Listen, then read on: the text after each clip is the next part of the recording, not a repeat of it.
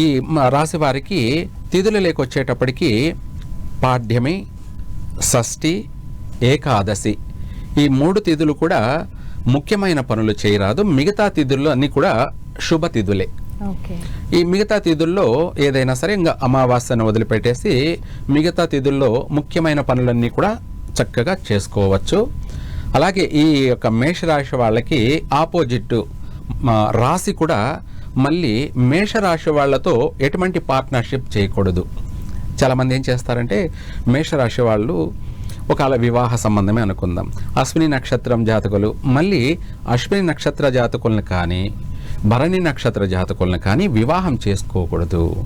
అనగా ఒక వివాహమే కాకుండా జీవిత భాగస్వామే కాకుండా ఏదైనా వ్యాపార రీత్యా మేషరాశి వాళ్ళు మళ్ళీ మేషరాశి వాళ్ళతో కలిసి పార్ట్నర్షిప్ ఏదైనా బిజినెస్ లాంటివి చేయకూడదు, నష్టాలు జరుగుతాయి.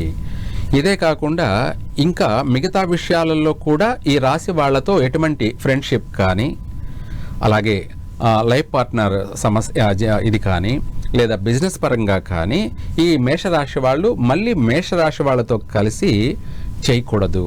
అలాగే మనం ఇందాక చెప్పుకున్నట్టు లగ్నం కూడా, లగ్నం అంటే ఇంగ్లీష్లో టైమింగ్, ఇది మేషరాశి వాళ్ళు మరలా మేష లగ్నము అనే ముహూర్తంలో ముఖ్యమైన పనులు చేయకూడదు. మేష లగ్నము అనగా మనకు ముహూర్తం అని కూడా చూసుకుంటుంటాము. ఈ మేష లగ్నం అనే ముహూర్తంలో గృహప్రవేశం చేయడం కానీ, ఏదైనా వస్తువాహనాలు కొనడం కానీ, లేదా వివాహం చేసుకోవడం కానీ ఇటువంటి ఏదైనా చేయకూడదు. మేషరాశి వాళ్ళు మళ్ళీ మేష లగ్నము అనే అది బ్యాడ్ టైం కాబట్టి ఆ యొక్క సమయాన్ని వదిలేసి మిగతా లగ్నాలలో ఏ పనైనా చేసుకోవచ్చు. మిగతా లగ్నాలన్నీ కూడాను గుడ్ టైం, శుభ ముహూర్తాలు కాబట్టి మిగతా ముహూర్తాలలో ఎటువంటి పనైనా కూడా చేసుకోవచ్చు. ఈ రాశి వారికి మేష లగ్నం అనేది ఘాతు లగ్నము.